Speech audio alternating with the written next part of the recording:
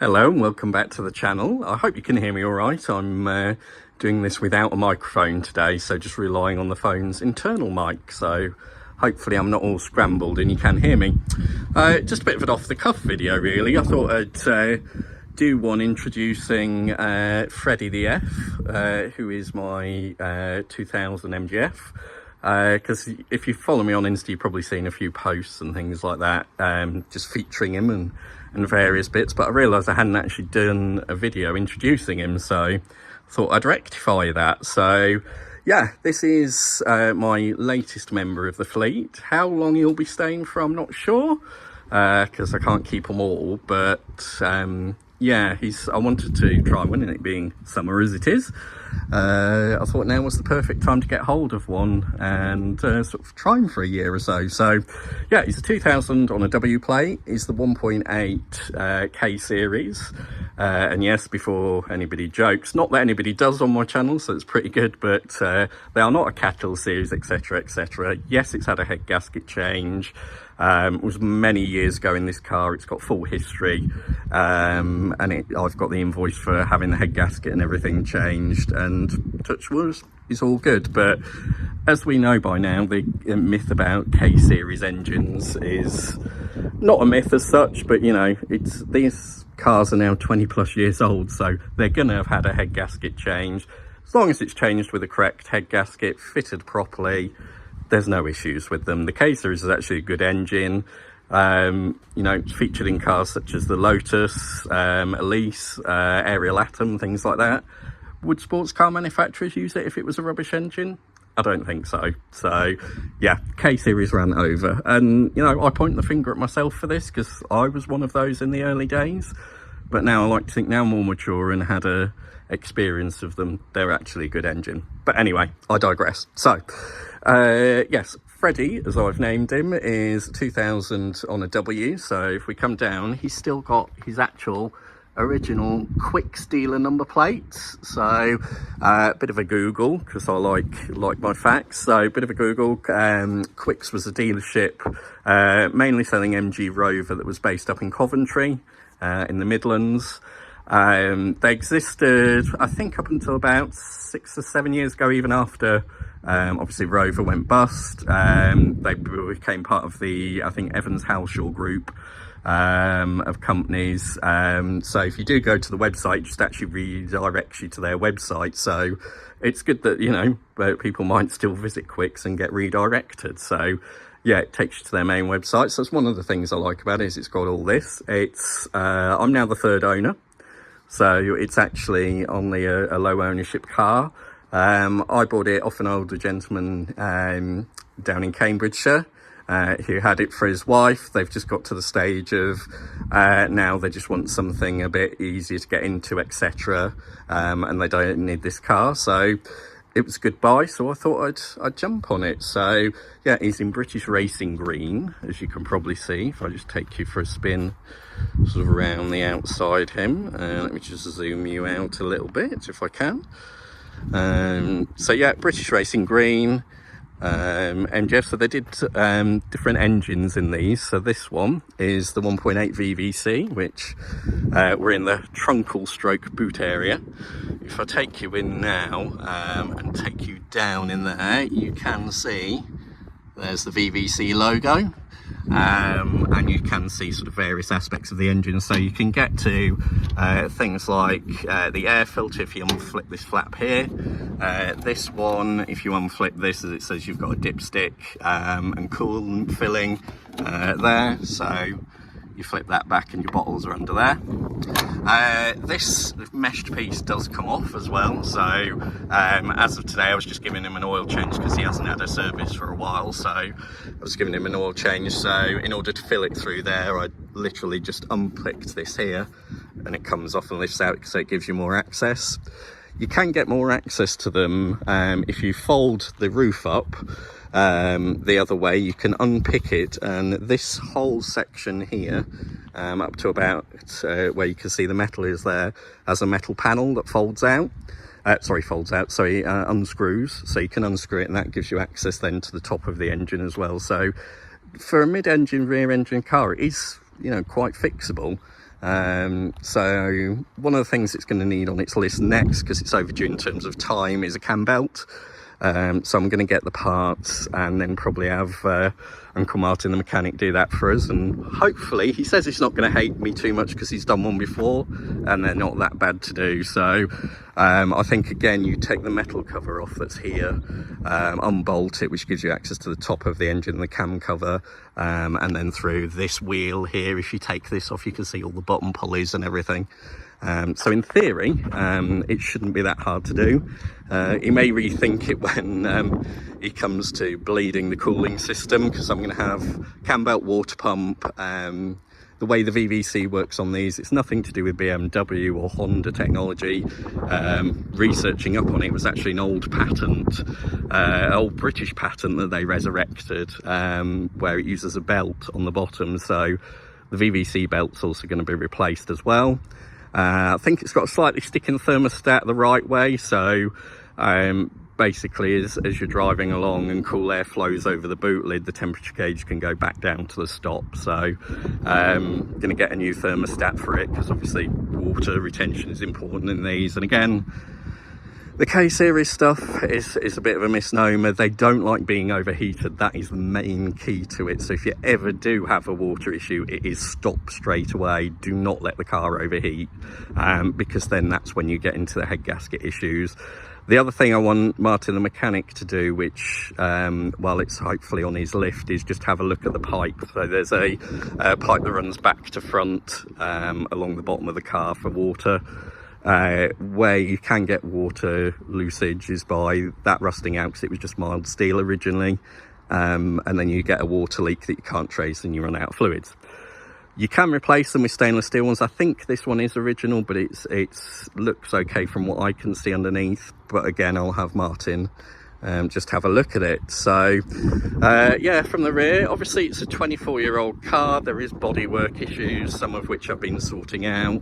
It had a few issues with it, I think mainly from it being studs. So when I first got it, this caliper seized on, and it would heat up quite rapidly when you use the handbrake at any point. So tried freeing it off, it was still doing it. So just a replacement caliper, £40 off eBay. So put that on, fixed it, no issues with the brake since.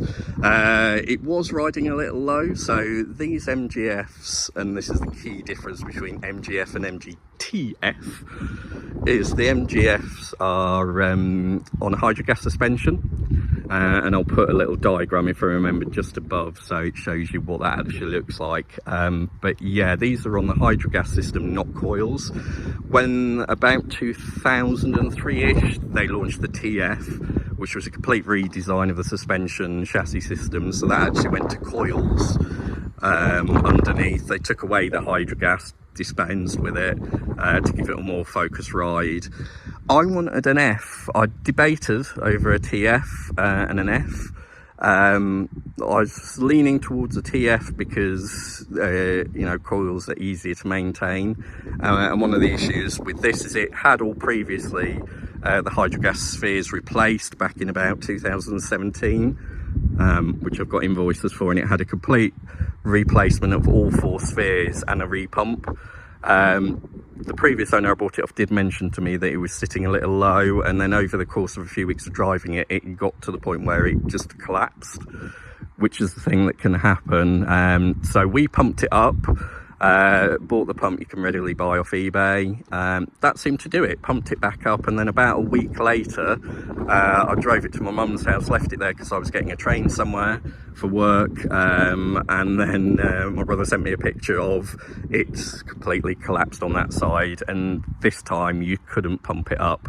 And so when we diagnosed it was this sphere on this side that had finally let go, because it has the engine and box over it, and obviously you're sat in it, and I'm a 6'3" not light chap, so that obviously puts additional pressure on this sphere in particular. So yeah, it had failed. We took it off and you could see the rubber in it had just perished with age. Again, 2017 to 2025, not a bad run for them. I don't think, obviously I can't prove it, but I don't think being stood stationary, sat in one place, helps the suspension systems. I think it likes to be moved out and moved around. So yeah, I think the previous owner, unfortunately, especially, he bought it just before COVID hit, so it was literally just moved in and out of the garage, MOT'd, and a few bits done to it every year, so it barely did a couple of 100 miles between MOTs. And we'll have a look at the mileage as well later, because it's really low. So yeah, so it's had a new sphere on that side, so I bought a replacement one. I've only done the one for the moment because they are quite expensive. So with postage, it was about £190. There is companies out there that will do refurbishments, etc. I did look to use, but unfortunately, they were on quite a lead time, and at the time I just needed the car back. So yeah, I just had to buy one.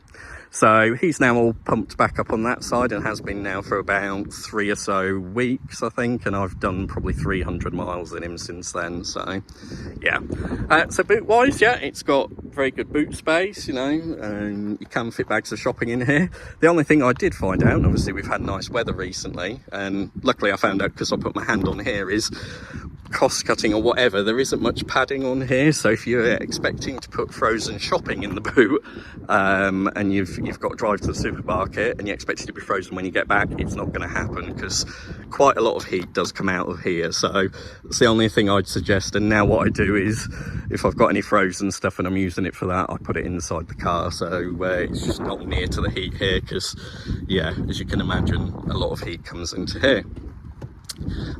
So yeah, he's fairly standard inside. He's got sort of fairly tinny build quality from the rear, so I'll just make sure I've got his keys and not locked them anywhere. Yep, before I shut the boot. So boot shuts with a clang.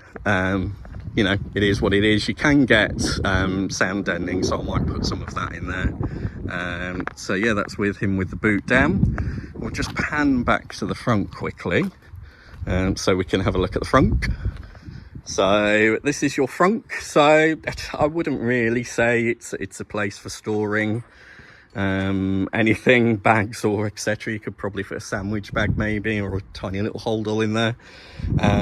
But it you know, as you can see, it houses a spare wheel. You've got things like the ABS pump, the horns, the battery, fuses, etc. You've got down here is your washer fluid, which it's a real pain to actually fill when you're trying to pour it in with a bottle and you're trying to manoeuvre around here. Jacking set in here as well, and obviously ABS master cylinder and everything in there as well. So you've got all that. Behind the shroud, you've got brake and clutch fluid, but also this contains the nipples for each side for pumping up the suspension. So with these, the suspension, they changed back to being as if it was the pre-Hydrogas system, so they're linked front to rear on both sides. There's one each for in each side, and it links front to rear. I think the Metros around the 90s, they tried going side to side or something like that, and apparently it gave a really weird ride, so they went back to doing front to back. And the ride is, the reason why I went for an F in the end is because I wanted to see what the ride on a Hydrogas car was like. And I have to say, it's sublime. I can only imagine, because I haven't driven one. It's a bit like a hydraulic Citroen. For a sports car, you would expect to feel every bump and bang, but you don't. It'll hit potholes, it'll hit bumps, and yeah, you'll hear them, but you don't feel them through the car. And it just rides so smoothly over everything. So to me, that's kind of almost converted me to keeping with the Hydrogas system. You can do all sorts of things like change these to coils, etc., but it's very costly and I don't think actually worth it. I like the ride of the Hydrogas. So yeah, you sort of feel the bump, but you hear the bump, but you don't feel it through the car. And obviously previously, it's gone back now, but I had a 2023 plate Mini that was on, you know, Cooper, that was on coils, and you took that down a badly rutted road, and God, it felt like it was going to break something. It came right through the car because it was on big tyres, run flats as well, which don't get me started with, I hate them. Run flats compared with hard suspension, 18-inch wheels in a car that's probably about not much longer than this. So in comparison, the ride in this is just awesome. So it sort of converted me to keeping it. And you know, I wouldn't change it out anyway. But I think it also gave me that I'd made the right decision going for an F over a TF. The TFs are probably more more handling specific if you're taking it on a track. But this thing darts around like a go-kart. It doesn't lean, it doesn't roll, and it's on Hydrogas. And so some people were saying they don't handle, and I'm not sure where they're getting that from, unless you're being like really rowdy and only driving like you should on a track, which you shouldn't be doing on the road anyway. But it's perfectly pointy and darty for squirting around a country road at legal speed limits. So yeah, I'm not sure why people preferred them, and apparently reviews I've watched of the TFs as they can be quite hard and crashy on normal road use, and that's why I'm going to use it. So yeah, Hydrogas it is for me. So yeah, that's the outside of him. So I mentioned obviously that this is the VVC, so if we pan down there, you'll see it says 1.8 VVC. So I think it's putting out about 139 horsepower, something like that. But the VVC, and obviously a car this light, it's actually as quick as, if I just pan around without making you sick, Reginald, who's sat up there having a rest for the moment. So it's as quick as the TI, which is 200 horsepower, 2-litre turbo. Obviously 600's heavier, but it does 0-60 in about 7.2 seconds, I think. So it's about the same. And because of the VVC, this thing redlines at like 7,000 revs. It's due a cam belt, so I haven't took it out that far, so don't want to push my luck. But obviously when that's done, it can be explored. But you feel about 4,000 revs, the kick comes in. And so you then feel the VVC start to make it pull like a train. So yeah, that's the outside. So let's have a look on the inside. So obviously once you put all the windows down, you have frameless doors. So if we open up and have a look on the inside. So the other thing that drew me to this is this sort of biscuit interior, which I really love, and I think it sets it off really well. So you also see the little mascot of Cross, the hot cross bun, wedged in between the seat. But yeah, you've got the sort of matching steering wheel here, which is lovely. It's lovely to use, and everything as well. These bits do suffer from keys and scratches. Again, it's a 24-year-old car. So I'll just jump in and we'll have a proper look. So here is the inside. So yeah, I haven't got the keys on at the moment, but he's done, believe it or not, 55,000 miles. So it's a 55,000 mile car, and I didn't pay big money for him at all. And so, you know, I think it's a bit of a bargain. So I'm 6'3". Yes, my head sort of does stick up over here a little bit, so you do sort of have to crouch down a little bit, but perfect driving position, lovely to use snickety gearbox. It's a PG1 I think on these, but with different ratios to what's in reg. Above my holder, if I'm pan around there, he's still got the original MG CD, which I kept in, and I'm just using a Bluetooth for my music. This thing here is typical of cars of the noughties, where it's sticky soft touch stuff that's horrible and scratches and things like that and feels nasty to the touch. But you can get replacements for these. But I don't know if anybody else has noticed, but just sort of looking at this, it strikes me very much of sort of an MX-5-y type centre console. So whether that was an accident, I don't know. Heater controls down here. At the moment, these ones do suffer from the crack of the plastics, as you can see. I need to get some replacements, but you can get some very nice metal ones from eBay, which I think I'm going to do. Electric front windows. Driver's side one is auto down. This one's also quite high spec, because I haven't seen every F with these, but I don't know if I can show you because the steering wheel's in the way. But it has got electric mirrors here. Again, Honda switches, same for the indicators. And everything like that. Wipers on this side. But yeah, you'll notice there is a horrible crack in the windscreen at the moment, on its original windscreen as well, so I was a bit peeved at that, but I was doing some rust repair that I'll show you in a second. And I think the vibration of the nail file sander I was using has led to it going, no, I'm not having any more. So hopefully Autoglass are coming to replace that next week.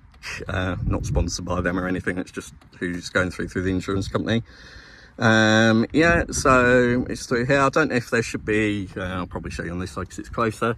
I assume there should be little grommets that cover these, but I can get those at some point. Ashtray here that we've got a mint stuck into at the minute. Obviously 12 volt cigarette lighter that I've got this plugged into. You've got a little cubby hole here in there, and then your cup holders you've got down in here. Excuse the horrible mess I spilt and haven't cleaned up yet. Cups do sit a bit wobbly in here, and this one also has, if I move my arm out of the way, the sort of lock at the top has gone a bit, not lock, the closing system's got a bit funny, so it does occasionally bang, which is slightly annoying like that if you hit it in the wrong place. But again, 24-year-old car, well 25 now, so you know it's not bad. And again, I didn't pay big money this, under £1,000. So it's also got the nice biscuit dashboard. If I zoom in, you've got the lovely MG roundel there as well, which was a feature on here. But yeah, that's the inside of him. So I'm very pleased. Obviously you've got the dials there, and if I zoom into the rev counter, you can see where it doesn't redline till 7,000. So you know, these engines are pretty good as long as you keep them in top, you don't overheat them. You know, it's pretty good. It's even come with his original MG mats, and in the garage, I won't take that because I have to get past cars and everything, but I've got a proper hard top that is color coded to the car as well. So there's a little plug back here because it has, the hard top has a glass heated window in it. So MG obviously thought of that. So literally there's just a plug. You can plug it in when you put the hard top on, and then you've got a heated rear window as well. So, you know, it's all the good. So I'll just take you around and show you some of the rust repairs I've been doing, if I can do that without making you too sick. So it's a 24-year-old car. It's had a tickle with a welder on the sills before. Common thing. So what I've been repairing is, for some reason, I'm not sure how, I'm guessing a stone chip, there was a rust bubble coming in here, so I obviously wanted to stop that going any further. So I've sanded it right back to clean metal, treated it, prepped it, painted it around there. It had what Ryan likes to call the rust trappers on here, which is a plastic rubberized trim piece that clips on, but all it does is hold moisture and crap in, and then you get rust. So it had some rust on here as well, so I treated that. And again, strangely, I can only think about stone chips, but had some down here, so again I took that out and treated it. There's still bits, so take you in and down here, there's some rust on this rear arch, and that's the rust trapper there, so I need to take that off, deal with that. We'll move around to this side. Again, similar here, you'll see the rust trapper. This one's not that bad. Around the arch it's not that bad either, and strangely on this side round here was absolutely fine. So not on this side, but on the other side it's got a powered fan in there that pushes air into the car and then pushes the heat out of the little vents there on the deck lid. So this was where my upsie happened. So again, similar to the other side here, there was a rust bubble. So again, I took it back, treated it, and I think just the vibration being so close to here has caused this to crack. But as I say, that'll get replaced. And obviously, being an obligatory rover in an MG with a certain age of previous owners, you have a wildlife sticker. That will be getting replaced with, if you've watched my Instagram, floats on fluid stickers. So yeah, alloys are in good nick as well. It's had some scraping here at the past, and also it had a rust bubble here. So again, you know, it's a home repair. It's not going to be body shop fresh, but I just wanted it to be solid. So yeah, that's him. If we go around the front, he's got his cute little headlights. I think one's been replaced in the past. But yeah, the car had full stamped service history, both from Quicks and other Rover dealers, but also then at third-party ones, and they actually went to the trouble of stamping the book as well. So that's why I knew this was a good one to go for. And as I say, the price I paid, it was just fantastic. So yeah, that's it is what it is. So yeah, that's old Freddy the F. I'm hoping you like him as much as I do. So there'll be some more outings for this. Like I say, I'm not sure if I'm going to keep him or not. He's not really practical. He's lovely for this sort of weather, but he's not really practical and he may need to go. So yeah, I'm not so sure if I'm going to keep him or not. But yeah, that's Freddy the F. So I thought I'd do you a quick intro and see what you think. So do hit like and subscribe on the channel and let me know your thoughts on Freddy. And hopefully you'll see some more escapades from us coming soon. Thanks a lot. Bye bye.